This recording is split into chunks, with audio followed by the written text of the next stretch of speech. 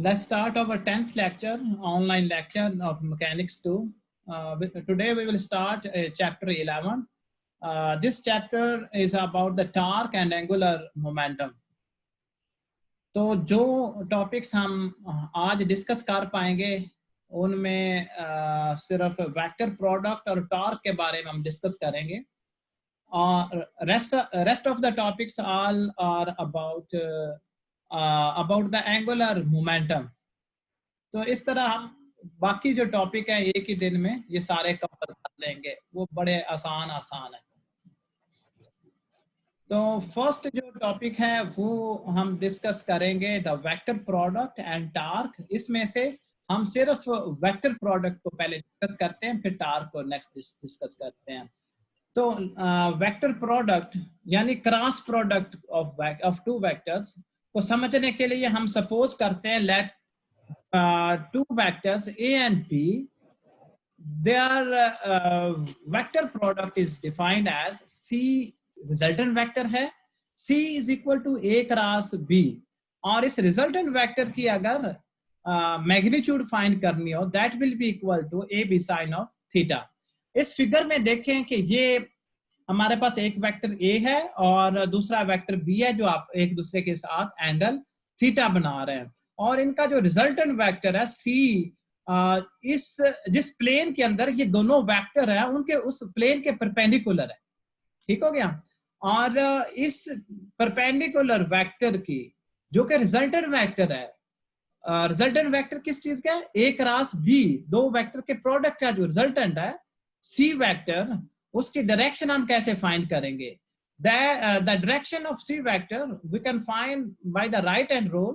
What is the right hand rule? Right hand rule is that first place the fingers of your right hand along the direction of vector A, and then curl your finger towards second vector, that is B. अगर उस वक्त आप अपना thumb stretch out करें, then your thumb will give the direction of the resultant vector। ठीक है, तो ये राइट हैंड रूल आपने पहले भी किसी क्लास में देखा होगा और अगेन ये रिवाइज हो गया। नेक्स्ट है कि वेक्टर प्रोडक्ट की जो प्रॉपर्टीज हैं, कुछ प्रॉपर्टीज यहाँ पे हम बयान करेंगे। वो कौन सी प्रॉपर्टीज है? The first one is the vector product is not commutative. ये कम्यूटेटिव नहीं है। कम्यूटेटिव ना होने का क्या मतलब है? कि ये अपने ऑर्डर को प्रिजर्व रखता है। ठीक है, the vector product is not commutative, that is A cross B is not equal to B cross A, बल्कि A cross B is equal to minus B cross A। और जो सेकंड इसकी property है वो ये है, if A and B are parallel, parallel होने का क्या मतलब? थीटा जो है वो 0 डिग्री का या फिर 180 डिग्री का है, then A cross B is equal to 0। why A cross B is equal to 0? हमने लास्ट स्लाइड पे ये देखा है कि जो A क्रॉस B को हम A B sine of theta लिख सकते हैं। इसकी मैग्नीट्यूड फाइंड करनी हो तो sine theta, if theta is equal to 0 और 180 degree, then sine theta will be equal to 0।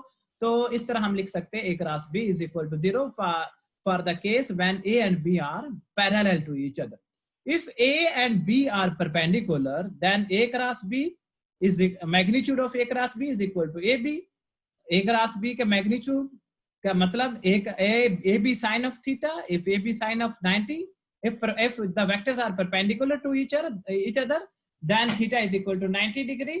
और हम लिखेंगे A B sine 90 degree, sine 91 के बराबर होगा तो वो ए बी के बराबर आ जाएगा। तो हम अगली जो वेक्टर प्रोडक्ट की प्रॉपर्टी है वो डिस्कस करते हैं। The vector product obeys distributive law. Distributive law क्या चीज है? A cross B plus C is equal to A cross B plus A cross C, यानी इंडिविजुअल वेक्टर के साथ हम मल्टीप्लाई कर, अगर दो वेक्टर आपस में प्लस हो रहे हो, जमा हो रहे हो, तो उन दोनों के सम के का प्रोडक्ट अगर हम A के साथ लें, वो ऐसे ही होगा जैसे आप उस हर इंडिविजुअल वेक्टर का A के साथ क्रॉस प्रोडक्ट लें। ठीक है, उसके बाद जो फिफ्थ प्रॉपर्टी है वो ये है कि derivative with respect to any variable, for example that variable is t, तो क्या हम इसको कैसे लिख सकते हैं? d by dt of A cross B is equal to derivative with respect to time of first vector cross b vector plus a cross derivative of second vector that is b with respect to t. ये ऐसे ही है जैसे आपने calculus में पढ़ा होगा product rule, तो ये प्रोडक्ट रूल है.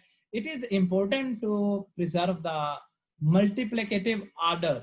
ये ऑर्डर लिखा हुआ है, ये देख लें, ऑर्डर ऑफ द टर्म्स.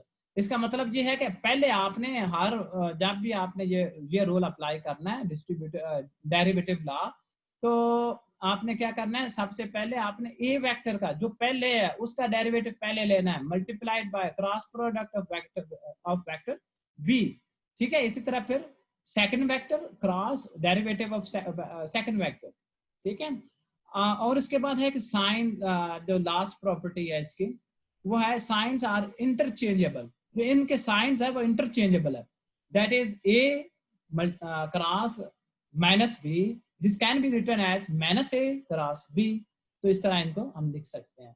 इसके बाद हम वेक्टर प्रोडक्ट ही पढ़ रहे हैं. वेक्टर प्रोडक्ट जब हमारे पास क्रॉस प्रोडक्ट हो यूनिट वेक्टर्स का, how we deal with the unit vectors.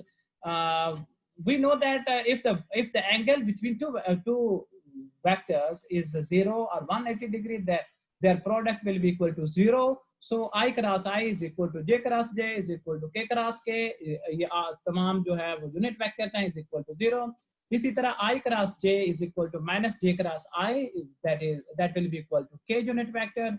इसी तरह j cross k is equal to minus k unit vector cross j, that is equal to I unit vector. इसी तरह k unit vector cross I unit vector is equal to minus I unit vector cross k unit vector is equal to unit vector.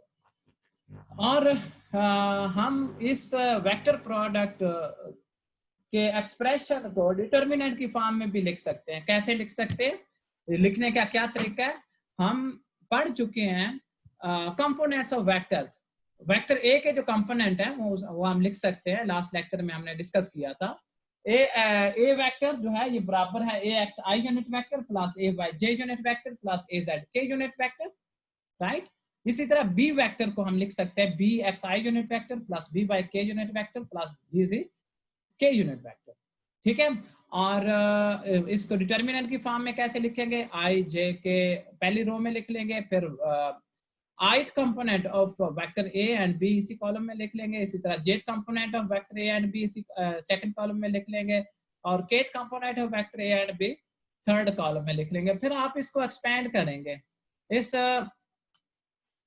Determinant को expand कर लें, ये आ जाएगा आपके पास A Y B G minus A J B Y I unit vector plus A G B X minus A X B G J unit vector plus A X B Y minus A Y B X K unit vector. इसी तरह आप एक vector product को express कर सकते हैं इन determinant form, right.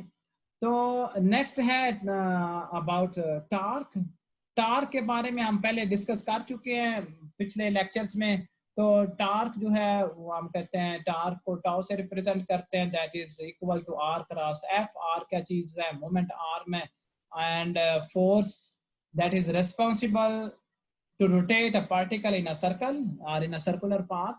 तो यहाँ पे इस फिगर में देखें कि एक पॉइंट P लिया हुआ है जो एक सर्कल में मूव कर रहा है, ठीक है, और इसके रोटेशन जो है वो काउंटर क्लॉकवाइज है, और इस पॉइंट के ऊपर एक फोर्स लग रही है, इस पॉइंट के ऊपर एक फोर्स लग रही है F, जो जिसकी वजह से ये टॉर्क प्रोड्यूस हो रहा है. ठीक है, तो ये हमारे पास जो पार्टिकल है ये अगर तो काउंटर क्लॉकवाइज मूव करता है तो टॉर्क हमारे पास पॉजिटिव आएगा, और अगर ये क्लॉकवाइज मूव करेगा तो जो टॉर्क होगा वो नेगेटिव आएगा. Torque is positive if direction of rotation is anti clockwise, and torque will be negative if direction of rotation is clockwise. तो यहाँ तक था आज का lecture. Thank you very much. ये लास्ट टाइम एक असाइनमेंट दी थी जो कि आज ड्यू थी, वो बेटा जिन बच्चों ने जमा नहीं करवाई वो सीआर को जमा करवा दें, and then CR will give me, right. Thank you very much. अब अगर किसी बच्चे का कोई क्वेश्चन है तो मैं क्वेश्चन लूँगा. तो please feel free to ask any question relevant to this lecture. Thank you so much.